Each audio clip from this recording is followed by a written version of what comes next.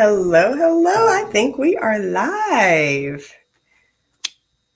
We went live just a quick minute early, just so folks can come on into the virtual space and I can see who's all here. So later, depending on how I've got this whole thing set up, I might be able to see your comments live. I might have to wait till after the end, but if you are out there and you see me, hear me, please just leave a quick little comment, see if it pops up for me.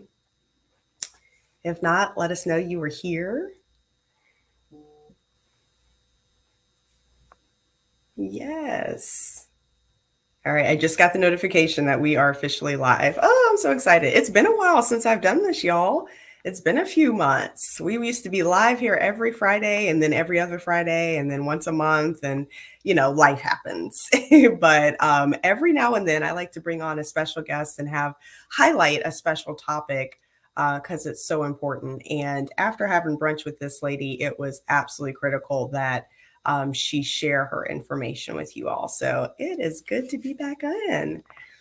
All right, we'll give folks another minute to hop in. We are right at the top of the hour. Give folks a little bit. Again, give me a little shout out. If you hear me, see me, we are streaming to Facebook, LinkedIn, and YouTube. So if you are in any one of those platforms, please, please, please leave me a comment, say hello. We are happy to share and spread the Agile mindset anytime we can. All right. We are going to get started here in about 30 seconds. I'm going to set my little blammer here to honor those of you who joined us on time. Thank you so much. Leave a comment. Let me know how you're doing and who you are. So I'll take that off there. And then real quick, so I'll give my little intro and then we are going to get right down into it because we have a very hearty conversation. So for those of you that are new to me or that you got this in your DMs and you're like, okay, I'm going to check this Angel chick out today. Thank you so much for your time. My name is Angel G. Henry and I am known as the Ceiling Breaker. Why? Because I wrote the book, Dents in the Ceiling, Tools Women and Allies Need to Break Through. And it's all about leveraging the Agile mindset to apply it to an inclusive work environment. So everything that we do in Angel Speaking, all of our coaches, trainers, keynote speakers, and leadership experts, we are all invested in leveraging the Agile mindset to create an inclusive work environment, one that embeds psychological safety, that allows individuals to, I don't want to say bring their authentic selves to work. Instead, what I like to say is bring their most productive and innovative and creative and positive self to work, right? So we're being more specific here. And we encourage folks in how to do that. So we target nonprofit as well as corporate. And now I get to bring on a special guest that I am so happy to share with you all. Emily Tornquist is a true Agile mindset expert and practitioner. And we had a lunch brunch here recently where I was just in awe of how she was able to leverage the Agile mindset for herself and for others. So that's why I'm so excited to bring her to the virtual stage for y'all to meet. So with that, again, you can't give a round of applause, but please, again, in the comments, welcome Emily to the virtual stage. With that, I'm going to bring Emily up. Hey there, Emily. Hi there. Hi, welcome. Oh my gosh, I feel like I feel like a CNN news reporter, like Yes. bringing Emily Turnquist to the virtual stage now to talk about. Emily, can you tell us about? Okay, y'all, I'm just being silly. It's Friday, so I get to do that. Um, Yeah. but no, seriously, I want to get right to it because you have such meaty content that I want the listeners to be able to get to. But first, I want to turn it over to you. Please, please, please tell us about your career journey, your path, and how it just kind of led you to the work that you do today. All right, yes. So I actually studied operations and supply chain management in college. And I started out my career working in a warehouse where I could just walk around, and if something was broken, I could just go like poke it with a stick and figure out, like, really hands on, It was just so much fun. There were lots of people that I worked with. It was really like people, process, technology.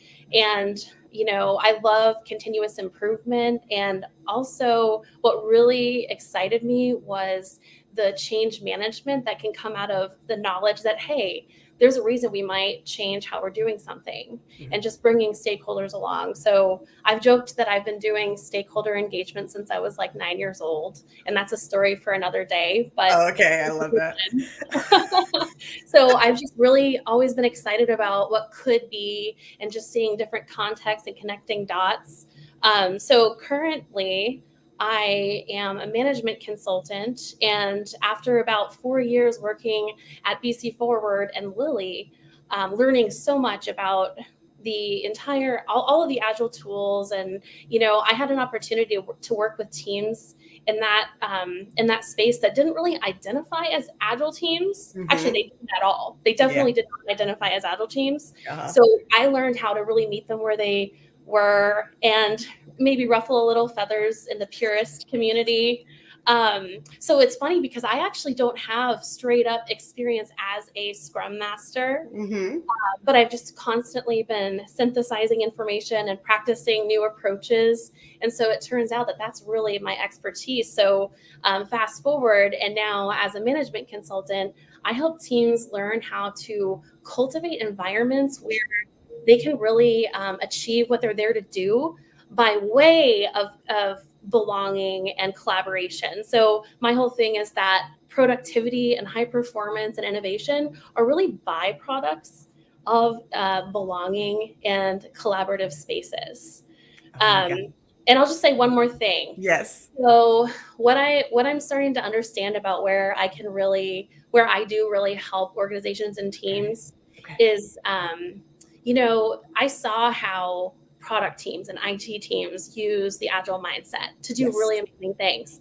And for me, I was like, where else could I take this? I mean, digital things are cool, IT is cool, but there's so many other things going on in the world where how could I apply this? So I've been kind of pulling that thread for years now, and I feel like I've really been in situations where I'm able to really go, oh, okay, this is what it can be like. And it's just been really fascinating and exciting to bring people along with me, and to have brunch with people like Angel Henry who get it.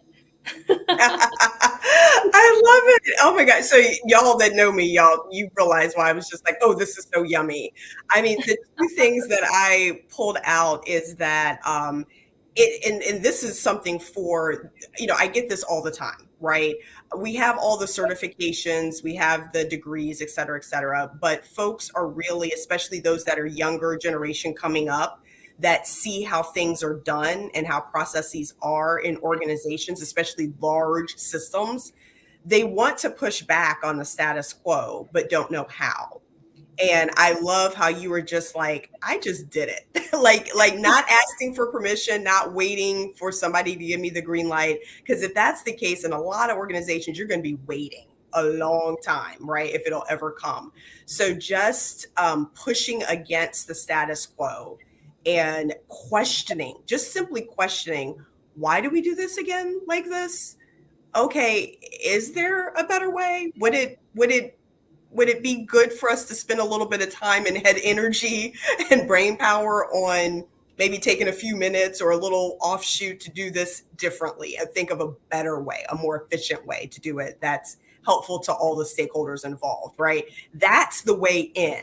Like, so anybody who's out there again, who's kind of younger, a millennial, Gen Z, and you're like, I want to be seen as a leader, I'm struggling.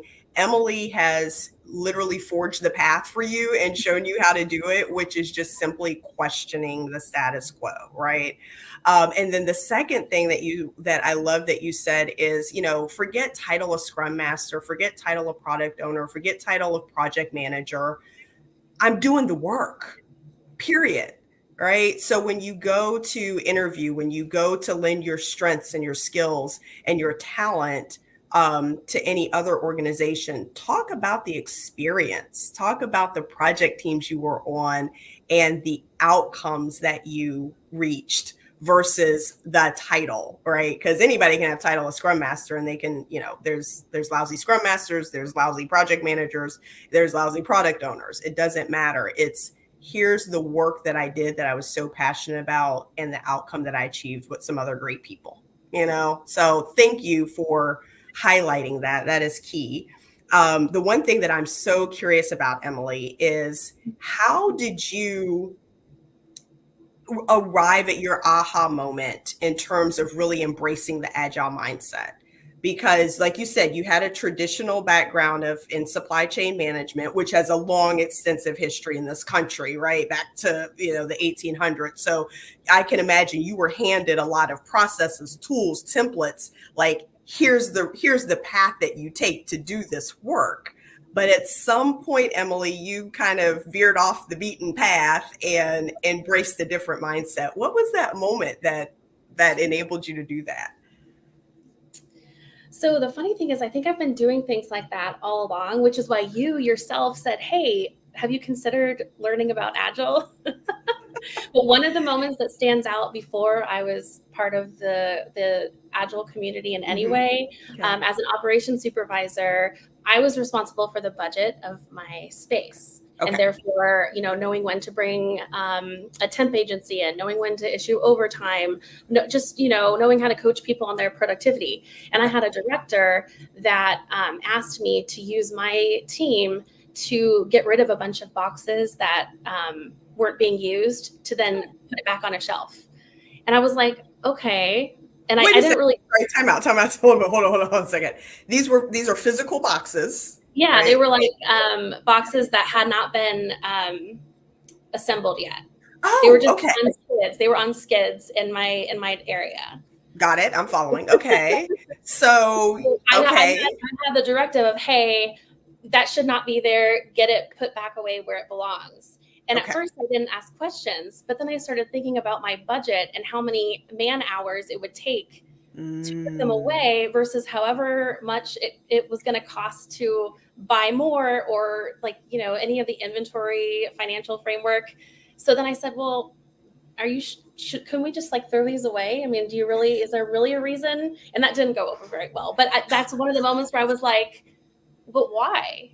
yeah. you know so then fast forward, this is very exciting to me, but one thing I will never forget, the moment I was driving home from the Lilly campus, probably about a year into practicing agile things, Okay. and it just occurred to me, oh my goodness, what if there was a platform where community members and candidates and current elected officials would actually talk about what matters and what outcomes matter and how we know that people are getting what they need.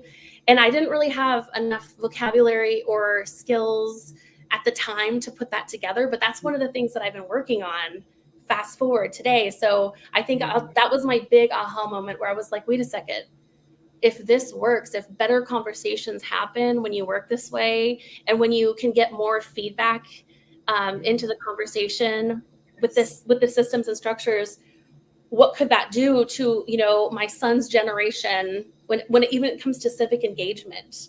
So I know that sounds a little abstract, but that really was my aha moment, and I've been like pulling that thread for years now. Oh my goodness. I love that. I love that. Like, well, the political and civic engagement space is fraught with, opportunity. We'll just leave it at that. So, but you're right. When you start to think about the agile mindset and again, challenging the status quo, doing things different, bringing everybody who the process, the tool, the technology, the whatever touches, bringing them all together into the same space where they're sharing and collaborating and giving feedback to each other. That's the magic. All right. That's the magic. And we just get to be the folks that create that environment, that facilitate that, but just to be able to sit back in a room and watch that magic happen is phenomenal, and that we get to be a part of it. So Yeah, hopefully we're translating this to y'all and that are watching, how excited we are about this. Okay, so you touched on the topic around outcomes and outputs. So for those of you that saw the title and you were like, the big O, what are they talking about? They can't talk about that on LinkedIn. Okay, shameless marketing plug, y'all. That was just shameless to get y'all in the virtual room. I have no qualms about that. But no, we're not talking about that big O, although we can save that for another conversation. We can talk about that on Facebook. We are talking about the big O, which are outcomes versus outputs. So, Emily, please share with us what that means. and first of all, I just have to say, I love that that made sense to you, because this is one of those things where I was probably dazing off thinking about something, and I was like, well, outcomes, that's like a big O. And yeah, because when I think it's just so powerful when I'm working with a team or having a conversation with someone and really getting to understand what they're trying to achieve and why it matters to them. That moment where they shift from, well, we thought it was going to be that we got people to sign up for a training so that they could be more engaged. But really, it's that we need to kind of improve the touch points they have with their managers so that they can be more engaged. So that whole like, oh, that's what we should be focusing on. It's just so easy to get caught up in checking off boxes. And I mean, it's great. There are people that are so talented when it comes to being very clear about what are the boxes we need to check, getting things done, executing, right? I mean, that is a really important skill. And it's just so easy to slip into kind of inadvertently making the output the goal without Mm-hmm. realizing it. And then suddenly you're just like checking boxes, checking boxes, checking boxes, and no one has stopped to ask, well, how are we working together? Is what we're building creating the value we needed it to create? And that's why I love the Agile framework, because it makes the space and gives you the tools to stop and have those conversations. Oh my gosh, I love that. I wrote that down because I'm probably going to have to keep making that, the trouble with making the output the goal. Okay, so here's a challenging question. Happens. I mean, it's It everywhere. it's everywhere. Okay, so here's a challenging question for you, Emily. How do you get a team of people, right? I mean, we're talking anywhere from 10 to 20 folks, right? These are some large teams sometimes that we're working with. How do you get them to shift the focus when they have, let's be real, we all work in the real world. There's budget and financial considerations. There's always time considerations, right? Everybody's always like, we're behind, we got to rush and get this done. There's always that. And then there's some sort of political or social component to it, right? Like, if I get this done, then I can put this feather in my cap, or say that I've achieved this thing. So you've got all these outside pressures on folks that are encouraging them to focus on the output. How do you get them to shift their focus? So this is a really great question. And first, I want to say that if you understand how Agile can work, it wouldn't sound very, revolutionary for me to say that I really work with people to get them aligned on the vision and the value that they're trying to create. That's kind of like, well, yeah, of course. But what I've seen from like a trauma aware standpoint and a change management standpoint is Okay. that when you've got this team with individually, they might have a lot of passion for what they're there to do. They just have different context and experience around what the how will be. Mm-hmm. And in this day and age, there's a lot of polarization, even from your worldview and politics. So I've spent some time working in the K through 12 space, and that's a really loaded conversation. How do we improve classroom outcomes? How do we support teachers? So what I've seen is that when you can really take the time and space to experience that the stakeholders around you that you thought you just could never align on anything with, when you really take the time to think, you know what, this really is about a kid in a classroom having an outcome.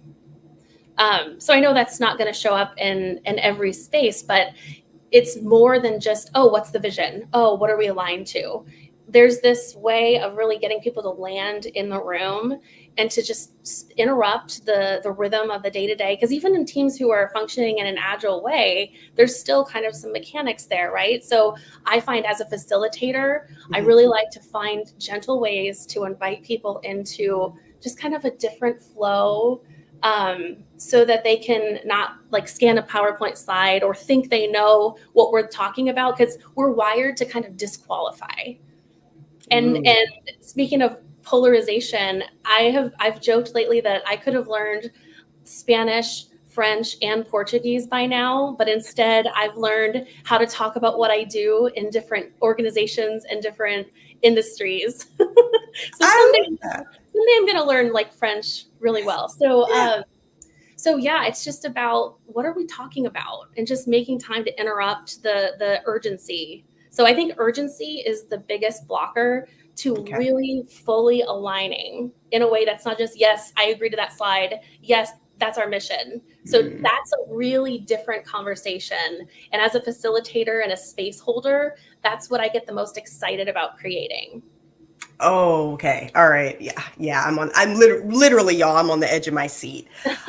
Because you just so, and we don't have like, we only got 10 minutes to explore this, probably not even that long, but you just hit on kind of the trajectory that I'm a little bit surprised that we haven't really highlighted as much overall in the Agile community. But when you start doing the work that you just said, Emily, when you start holding space for people and really asking them deep level questions and open-ended questions, not just yes or no, and like you said, do you agree with the slide, or are we all on the same page here? Yep, keep going.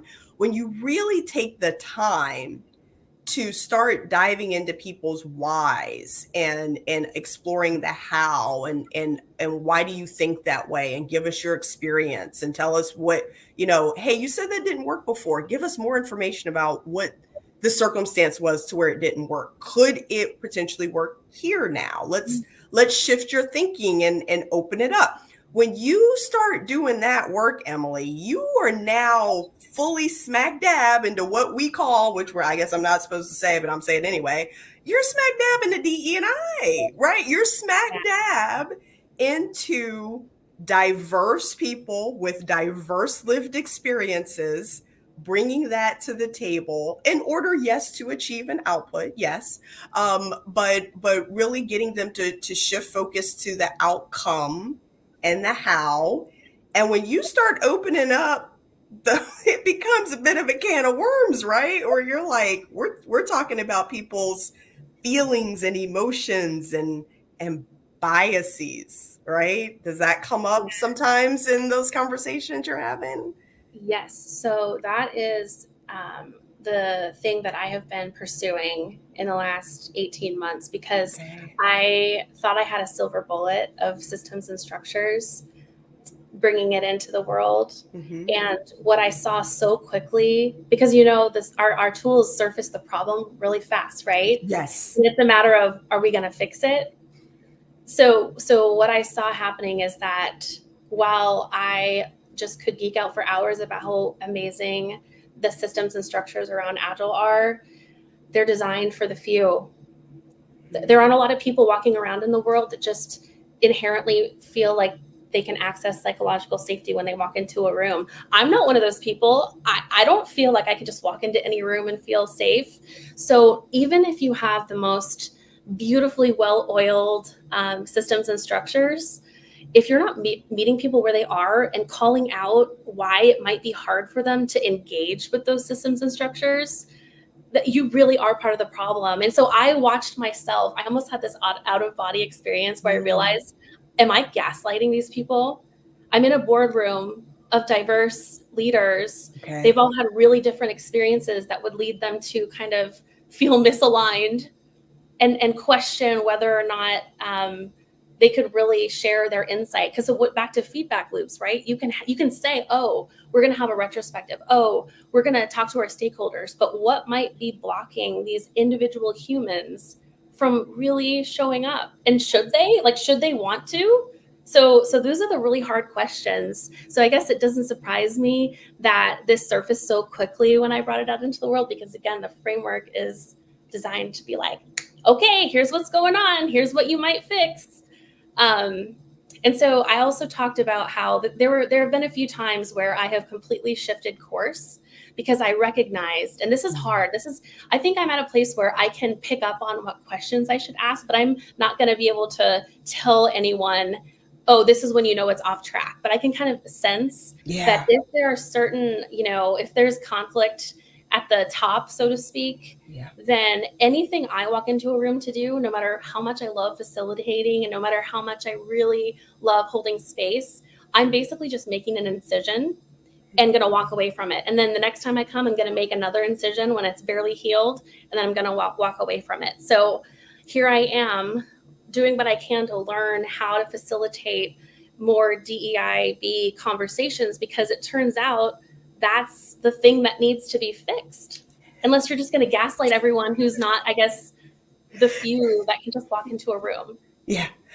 Okay, so for y'all that are in, so we're gonna put a pin in that, and we're gonna have a quick conversation with our peers. Okay, so for those of you that are Agile-ists, meaning Agile practitioners, Agile experts, Agile coaches. Okay, if you're in that space, regardless of your title, if you are coaching and training and you are holding stand-ups and creating product backlogs and all that fun stuff, if that's what you're doing, here's my question.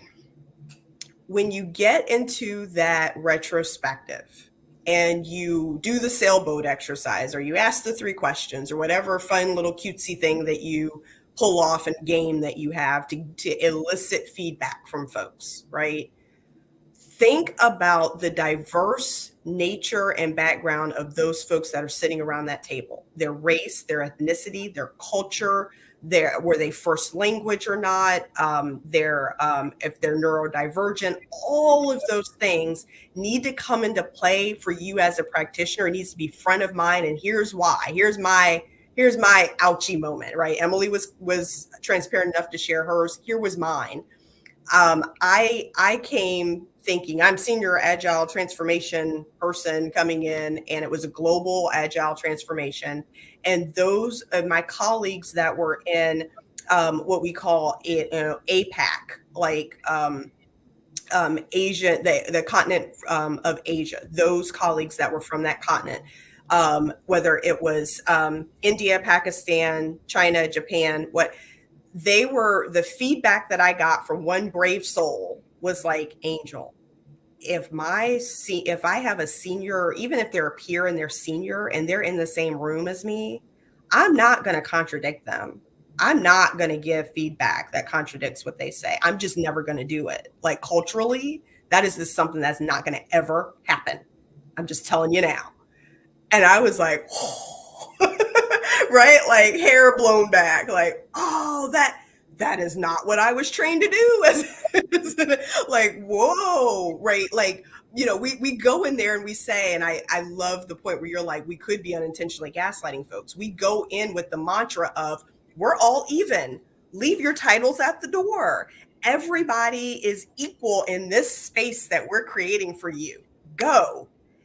And it's like, we are completely ignoring any trauma, any cultural piece, any seniority or politics that are going on in the organization.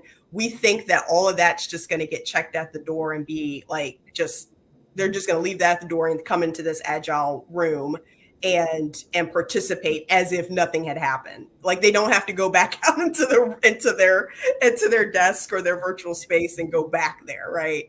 And be fearful that what they said in that space is going to negatively impact them.